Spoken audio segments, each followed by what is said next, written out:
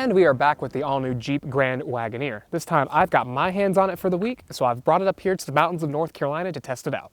Unless you've been living under a rock or you haven't seen any of Alex's previous videos on the Grand Wagoneer, then you know that this is Jeep's largest and most luxurious vehicle ever made. At $102,000, this Series 2 model with two packages added onto it is right there in the mix with the Navigator and the Escalade, which I would consider its main competitors. Up front, we definitely see the Jeep family resemblance. Obviously, we have the 7-bar grille design that all Jeeps have, and on the Grand Wagoneer, the word Wagoneer is spelled out in the chrome strip right here, but if you step down to a Wagoneer, that Wagoneer branding is actually stamped up here on the hood. Now the rest of the front end has a tasteful amount of chrome, and I like the contrast with the black color we've got here. We've got LED fog lights, LED headlights, and on this model we have the heavy-duty towing package, which means we've added these chrome tow hooks. Jeep decided to really harken back to the design of the original Wagoneer by including chrome surrounds on pretty much every daylight opening except the front windshield. In the spirit of patriotism, Jeep gave the Grand Wagoneer Series 2 an up trims this nice large Grand Wagoneer branding right here on the side of the door, and it also includes the American flag over there next to it. You probably already know that this is the angle that has caused the most controversy with the design, and if you didn't already know that, take a look and see for yourself. I don't think it's that bad, but I understand why people think this kind of looks like a hearse in all black. Rounding out the exterior design is the last bit of chrome you'll find, which is going to be surrounding the LED taillights. These are sequential turn signals as well, so when you turn the turn signal on, it gives you a nice little show. The Grand Wagoneer is not a grander, larger version of a Wagoneer, it's just a nicer version. So both Grand Wagoneer and Wagoneer are going to be right around the same size as a Navigator and an Escalade at their standard lengths, but this is still about 3 to 5 inches longer than both of those. Now we know a longer version is coming as well, we've seen spy shots of it. If you think this looks like a hearse, wait till you see that one. It's going to be very, very big, and I imagine if this one is any indication, I bet you that one's going to be longer than both the Navigator L and the Cadillac ESV. If you're wondering what separates the Wagoneer from a Grand Wagoneer, well, it's not size like a Grand Cherokee and a Cherokee. In this application, the biggest difference is the 6.4 liter V8 you get under the hood. In a Wagoneer, you're going to get the 5.7 liter V8, that's the optional engine in the Grand Cherokee, but this is the only engine you're going to get on a Grand Wagoneer. 471 horsepower, 455 pound-feet of torque, and all of them are four-wheel drive. It's Jeep's Quadra-Track 2 system, so it's got a 2-speed transfer case and an electronic limited slip differential, which can help send torque to one specific wheel that's losing traction. And that's 100% of that torque, to be exact. This thing can tow over 9,800 pounds, which makes it best in class for towing. And if you get the upgraded heavy-duty tow package, you have the chrome tow hooks up front, some upgraded internal bits, and some extra cameras to help with trailering. Being that this is a $100,000 luxury car, we of course have a ton of standard safety features, including blind spot monitoring, adaptive cruise control, lane keep assist, rear cross traffic alert, pedestrian and cyclist detection, rain sensing wipers, the 360-degree surround view camera, and a lot more. Now if you bump up to Obsidian or Series 3, you get the enhanced adaptive cruise control system that actually helps actively steer you around curves. This system is just reactive, so it's only going to steer you away and sort of try to correct you instead of actively making it easier for you. Front seat comfort earns a 9 out of 10 for me. These are very adjustable seats. They're not 30 ways like the Lincoln Perfect Position seats, but they are 20 ways, and I was able to find the right adjustments to get to my perfect position. Both the driver's seat and front passenger seat come standard with heating, ventilation, and massaging, which I have enjoyed thoroughly.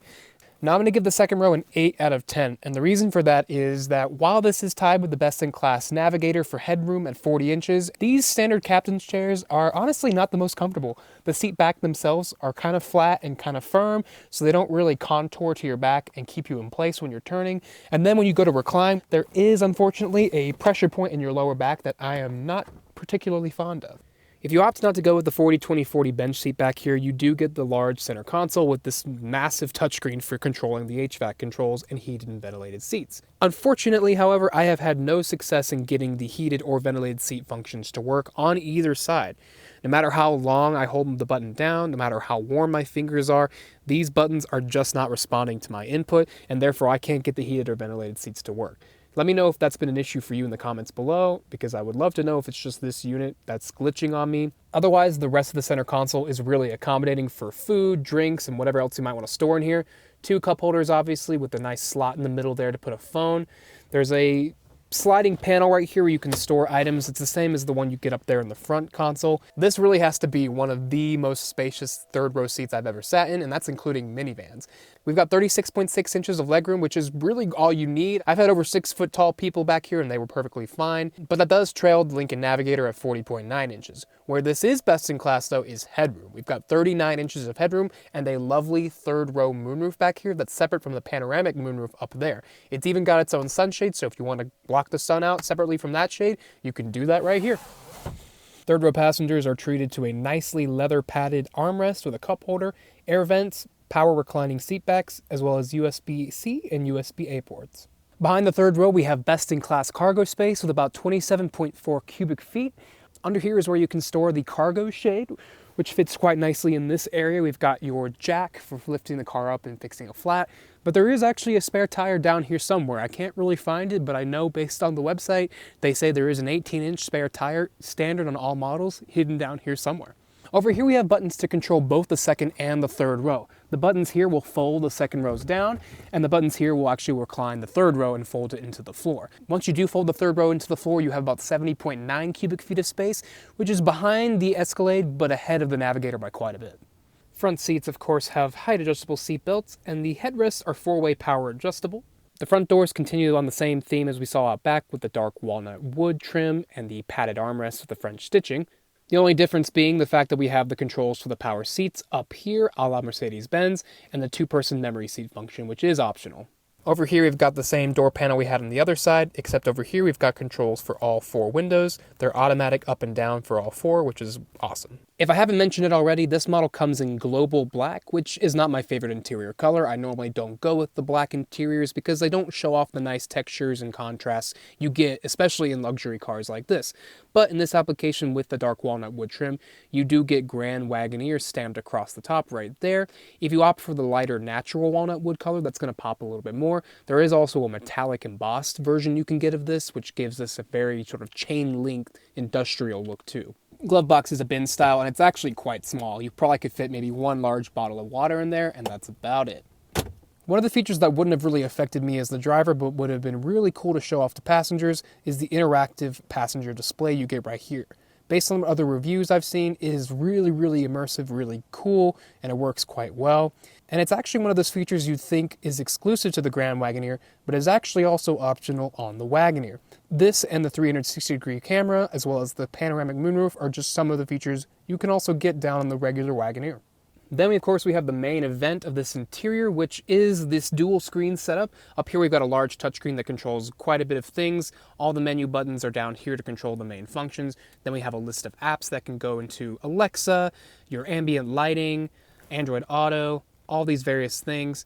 Another thing I'm going to add to the list of complaints about this interior, unfortunately, is these buttons down here that control various functions. We've got the button to open and close the panel here, the auto brake hold, the lane departure warning, traction control, your hazard lights, automatic parking, parking sensors, tow haul mode, and muting the audio system.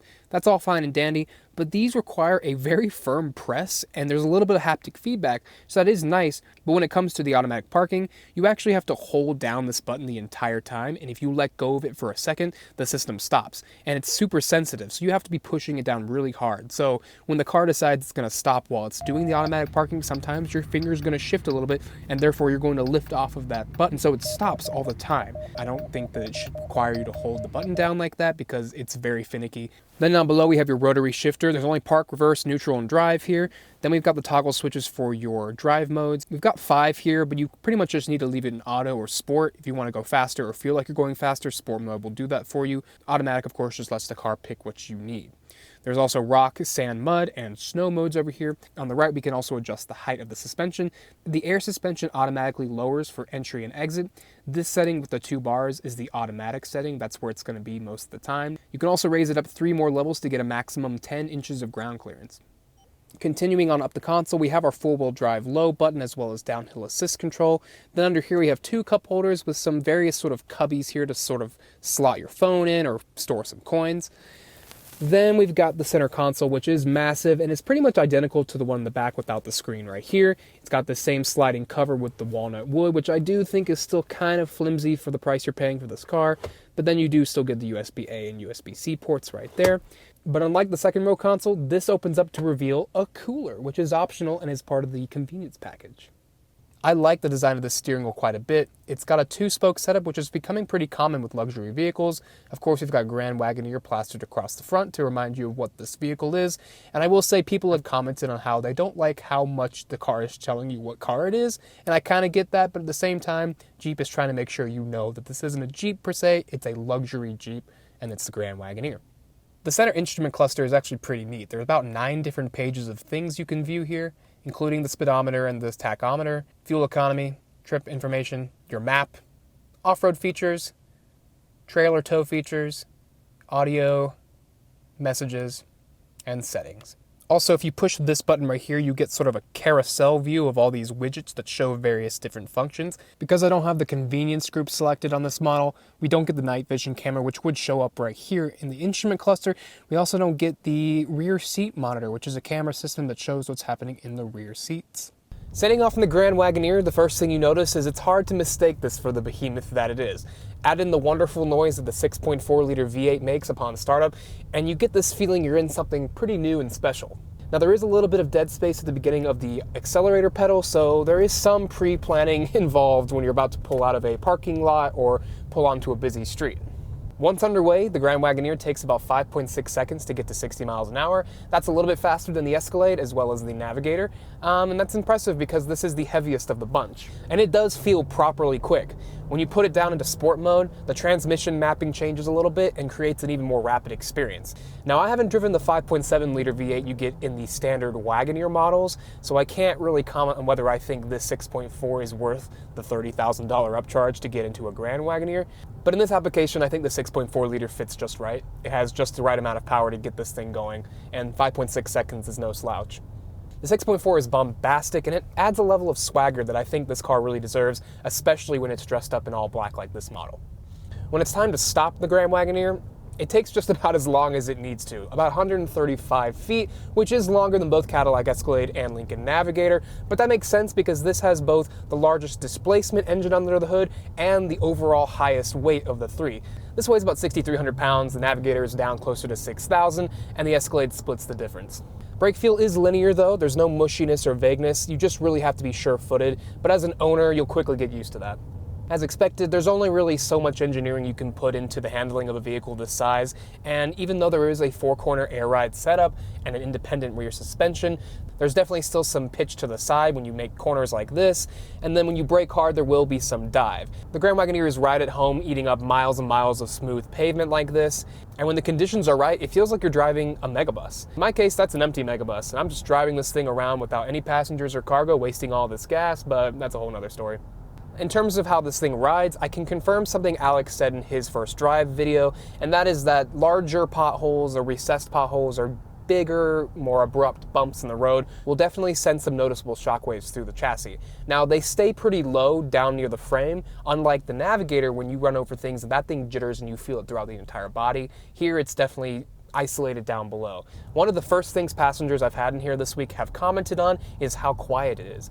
We've measured 69 decibels at 70 miles per hour in this thing, which puts it squarely with the Navigator and Escalade, even a Mercedes-Benz S-Class. The other nice thing about that is the ZF8 speed kind of just stays in the background. It doesn't bother you and it doesn't fight you to get into the power. In that regard, this is a very relaxing ride. Fuel economy is probably not something I need to dwell on too much for this car, but I will point out that around town back in Atlanta, which is closer to sea level than where I am right now, I was only getting about 11 miles per gallon.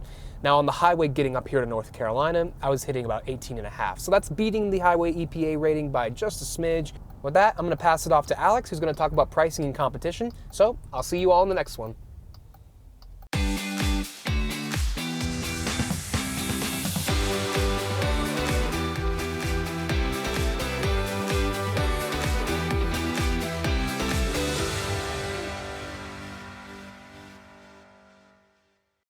One quick point of clarification.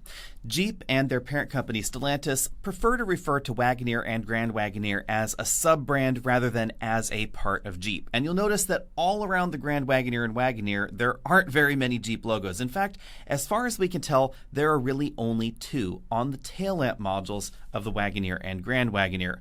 However, I still refer to these vehicles as a Jeep because the press release launching the Wagoneer and Grand Wagoneer mentioned Jeep no less than 27 times. And of course, it's going to be sold at a Jeep dealer. So for me, this is still a Jeep Wagoneer and a Jeep Grand Wagoneer. Thanks, Brian, for telling us about your experiences with the Grand Wagoneer. Now let's dive into pricing.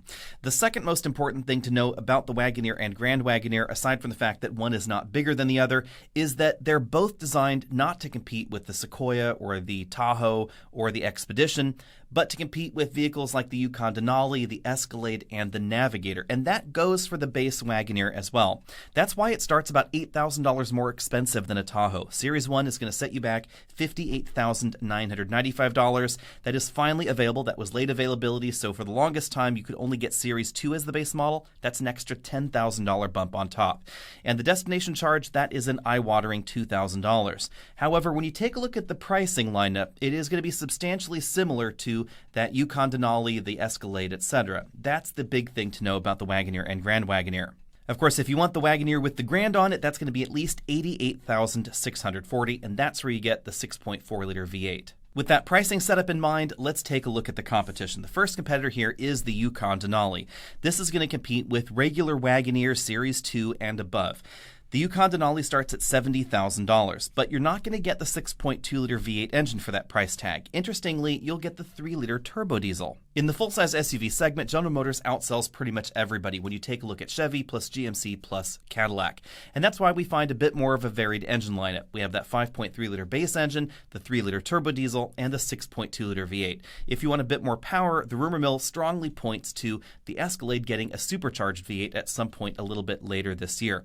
There are also perhaps electrification options on tap for the Escalade and for the full-size SUVs, but details are really sketchy there. And we do know that there is going to be a plug-in hybrid version of the Wagoneer and Grand Wagoneer at some point, but let's not talk about those. Let's talk about what you can actually buy today.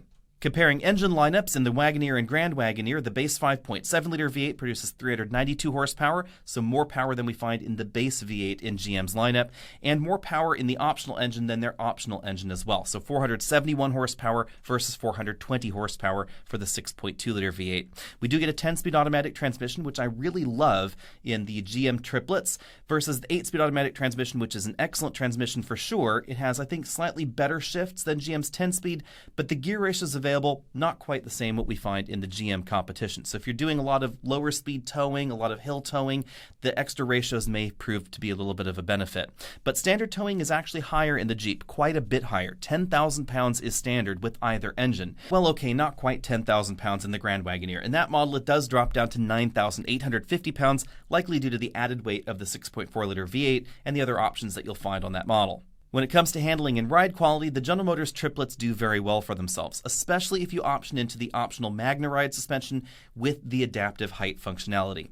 In this suspension, damping is provided by the MagnaRide, and air suspension is providing the lift of the vehicle, the ability to raise it up and down, and the combination is truly excellent. Grand Wagoneer and Wagoneer, on the other hand, go in a slightly different direction, but the air suspension in there is going to be a little bit less expensive because you can get it on even the base Series 1 Wagoneer model. That's kind of a nice touch, and then it becomes standard as you work your way on up the lineup. In the Yukon Denali, it is not standard. It's part of an option package, and it is somewhat expensive. You'll find it, of course, standard in the more expensive GM full-size SUVs. The important thing to remember, of course, is that I'm sort of splitting hairs here. I think the ride quality is a little bit better in the Yukon Denali with that particular setup and in the Escalade with that particular setup, but it's not going to be miles and miles better. It's not like the difference between pre-redesigned General Motors SUVs and the current generation, so we're not talking old Yukon to new Yukon with this system. The reality is that most full-size SUVs, the ride quality is not going to be as good as the average mid-size crossover because these are very differently designed vehicles. They have high towing and high payload figures in mind, and they're body-on-frame vehicles. So the way that the vehicle interacts with large potholes on the road or divoted pavement or washboard pavement, if you're out on some of those concrete highways and you have that ka-chunk, ka-chunk, ka-chunk thing going on, it's not going to be as elegant as the average mid-size crossover. It's just the way they were designed. And this is why I've always thought it was odd that Yukons and Escalades and Navigators are so frequently used for executive transport when the ride quality is really not that great in the third row compared to something like a minivan. Thanks to the move to modern adaptive damping and air suspensions, as well as independent rear suspension, the majority of these large SUVs are going to handle and feel much better on the road than they have in the past. You'll find an independent suspension in the Ford SUVs for quite some time, now in the Wagoneer and Grand Wagoneer, and now finally in the General Motors 3 SUVs as well. Next up, we have the Lincoln Navigator, which for 2022 has received a recent refresh. That includes some upgraded electronics. We get a bigger infotainment screen. We also get their hands-free driving assistant known as Lincoln Active Glide. But that is going to set you back a little bit more. That's going to start at $87,045 if you want that system on your Navigator. Based on the price tag, you could see the Navigator as a competitor both to the base Grand Wagoneer and the top-end trim of Wagoneer without the Grand. Feature for feature, the two vehicles line up pretty nicely. You'll get lower performance in the Wagoneer, greater performance in the Grand Wagoneer thanks to that 6.4-liter V8. In the Navigator, we only have a 3.5-liter twin-turbo V6 engine. It produces 440 horsepower and 510 pound-feet of torque. And if you want to save on gas, this is the only vehicle in this segment that's going to have a notable improvement. You'll get 18 miles per gallon combined if you choose the four-wheel drive option. That's 3 mpg better than the Grand Wagoneer. 3 mpg may not sound like a lot, but when we're talking about vehicles at this end of the fuel economy spectrum, 3 mpg is actually a pretty big deal. Aside from that, most of the vehicles in this segment get very similar fuel economy. The base 5.7-liter engine in the Wagoneer produces more horsepower and gets the same fuel economy as GM's 5.3-liter V8 engine, whereas the 6.4-liter V8 gives you more power for just 1 mpg less than GM's 6.2-liter V8. So those vehicles are very, very close together. The Navigator is going to be the only one that's going to get you better fuel economy until we start seeing electric or plug-in hybrid options in this segment. Supposedly, General Motors is going to have an electric option at some point, and of course, we are expected to see a plug-in hybrid version of the Wagoneer and Grand Wagoneer at some point later this year as well. So for the moment, if you want to save at the pump, the Navigator really is your only option in this segment. It's also the only option in this segment that currently offers a hands-free driving assist feature, because the flagship Super Cruise product from Cadillac is actually not available on the Escalade at the moment. That's all thanks to the chip shortage. GM has actually deleted that from the options list. So if you want to get Super Cruise, you have to either find an Escalade that was made before that decision, or you're probably going to have to wait till 2023 when we expect it to resume.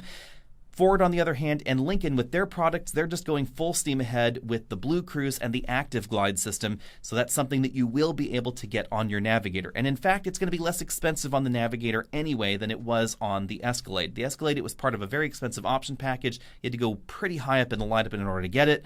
On the Navigator, $87,045 buys you that feature, and it's standard on that trim and above. We don't know what the hands-free driving assistant feature is going to be like in the Jeep lineup, but it looks like Grand Cherokee L, Grand Wagoneer, and Wagoneer at some point soon are going to have an option for that system. They had promised it for 2022 model year vehicles, but I suspect it's probably going to end up waiting till the 2023s are released. Now that we've danced around the Escalade, let's just dive right on in. It's going to start at $76,295. It's going to be a little bit less expensive than the Grand Wagoneer, so again, this vehicle competes with not just the Grand Wagoneer, but also the upper end trims of the Wagoneer. Performance is going to be a little bit better in the Grand Wagoneer than in the Escalade, and if you want higher fuel economy numbers, you'll find that in the Escalade with the 3-liter turbo diesel, but I'm not entirely clear that's going to actually be less expensive to operate. Remember that diesel is more expensive per gallon than gasoline, and you're going to have to feed it diesel exhaust fluid. So those two things together mean that your savings may really vary. Some people may save a little bit if they end up keeping their vehicle long enough.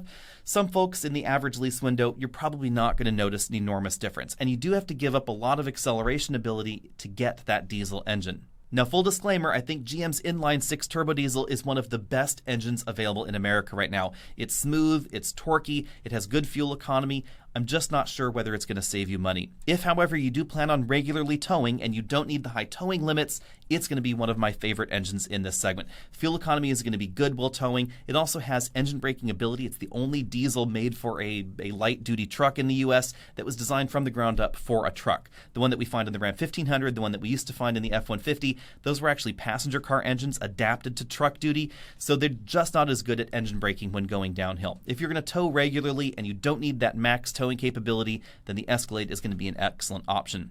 Also, the Escalade gets the same adaptive suspension system that I talked about in the Yukon Denali. It's the MagnaRide Plus Air suspension. That is a really great tune. As far as interior quality goes, the electronic systems in the Grand Wagoneer are definitely snazzier looking. Now, Brian did notice that his electronic systems, he had some glitches with the infotainment system.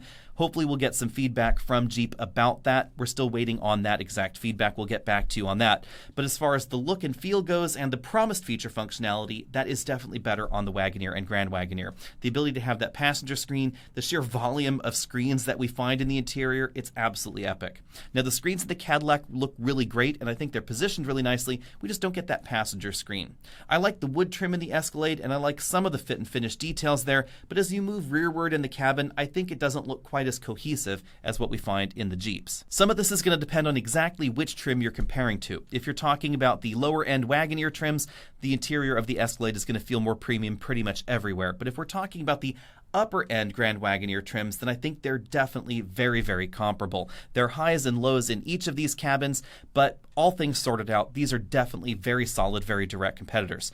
Both of them lack the polish that we find in the BMW X7 or Mercedes-Benz GLS, but that's not exactly the demographic here. Those two are very big vehicles from Mercedes and from BMW, but they're nowhere as big and as imposing as the Escalade or the Grand Wagoneer. Now to the nitty-gritty. Which of these vehicles would I pick if my own cash were on the line in this segment? I suspect I would be really torn between the Grand Wagoneer and the Cadillac Escalade. Both of these vehicles really are the pinnacle of the segment, and I think both edge out the Lincoln Navigator, even though the Navigator has had a recent refresh. I do like the fact that Active Glide is available on lower-end trims, but Blue Cruise and Active Glide, they need a little bit more time in the oven, I think. Hopefully I'm going to get my hands on the Navigator soon for a complete weekly review, so be sure and stay tuned for that refreshed review. The infotainment software in the Wagoneer and Grand Wagoneer have had a few teething issues, but I suspect I would still take that system over the one that we find in the Escalade because the snaz factor is just higher. The number of screens, the way the software is done, the things the screens do, etc., it's just to the next level in that model. You just have to be willing to pay for all of those options. Remember that this segment is all about being big, being ostentatious, and of course pay to play. All three of these options get up to over $100,000, and we're talking about the Lincoln, the Grand Wagoneer, and of course the Escalade. But if my money were on the line, I suspect I would lean towards the Grand Wagoneer. Let me know what you think at the moment down there in the comments section below. And are you eager to see some electrifying options here? Are you interested in getting a plug-in hybrid Grand Wagoneer? Or on the other hand, would you be interested in something like an electric Escalade? Bear in mind that that model is likely going to be heavier than the upcoming Hummer EV. I would expect it to weigh over 9,000 pounds and probably get you barely 300 miles of range. Let me know that down there in the comment section as well. Be sure and subscribe to this channel if you haven't already done so. Find me over at facebook.com, Instagram, all those other social places, and I'll see all of you next week.